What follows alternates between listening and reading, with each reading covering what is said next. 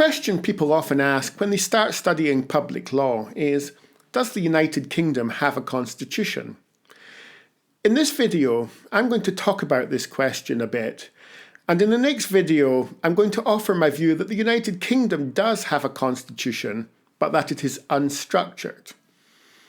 The textbook we use on the module, Eliot and Thomas, begin their discussion of constitutions in Chapter 2 as follows.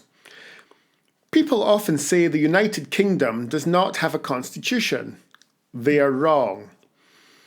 After a discussion of what constitutions do and how they are different from other bodies of rules, Eliot and Thomas identify what they see as the main difference between the United Kingdom's constitution and that of most other countries. The main difference, they say, is that the Constitution is not written in the sense of being set out in a single document called the Constitution. As a consequence, constitutional law has no special status. Other constitutional scholars use the term uncodified instead of unwritten to highlight the fact that many of our constitutional rules are written down but over numerous sources, from Magna Carta to the Human Rights Act 1998, rather than brought together in a single codified source.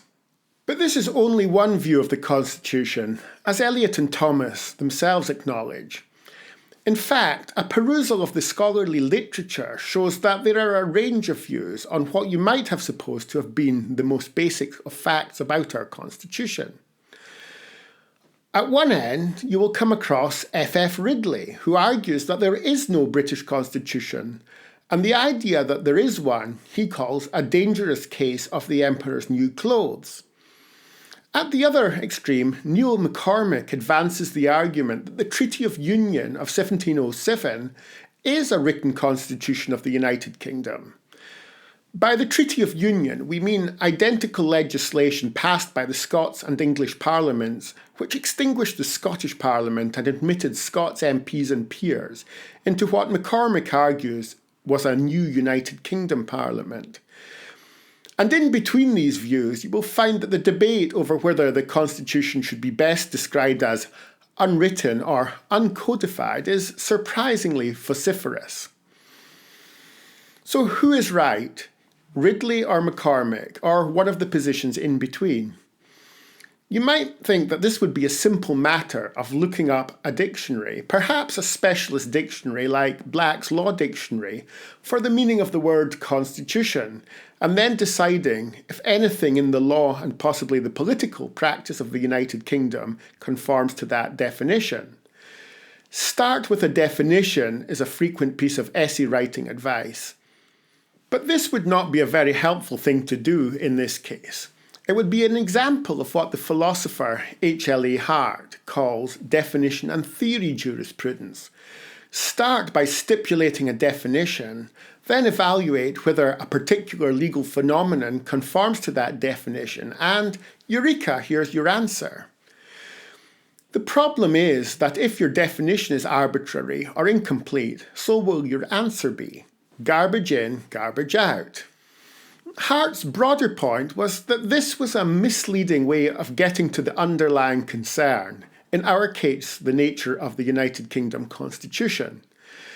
Instead, we should look not to definitions, but to the totality of what people are saying. When they make claims like the United Kingdom does not have a constitution, or the Treaty of Union is the written constitution of the United Kingdom, or the UK Constitution is better thought of as uncodified rather than unwritten, we should ask, what is it that they are getting at exactly? What is the feature of our Constitution which they are trying to draw attention to? This, it turns out, is a matter of perspective. Ridley's broader concern, for example, is the absence of enforceable legal limits, or indeed any other effective checks on what a government with a large majority in Parliament can or cannot do, even to the extent of redefining the powers of government itself. MacCormick, on the other hand, is making an argument that the present state of the United Kingdom had its origins in a deliberate constituent act, and about the importance of the protection of Scotland's historic institutions, its church, its educational system, and its distinctive system of private law enshrined by that Constituent Act. The Treaty of Union, he argues, thus amounts to a rudimentary fundamental law which it is the duty of the courts and other constitutional actors to uphold. And in the debates over the middle ground, those who insist on speaking of the Constitution as uncodified rather than unwritten are trying to impress upon us the importance of particular statutes to the content of our constitutional law, such as the Human Rights Act, the House of Lords Act 1999, the Constitutional Reform Act 2005, and so on. You may disagree with some or all of these claims, and there is plenty to disagree with. But you will not get to the bottom of that disagreement by arguing about definitions.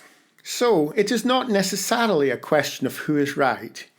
Each of these positions I have outlined in brief is advancing an argument, and so rather than asking whether they are right or wrong as a matter of definition, we need to evaluate their arguments.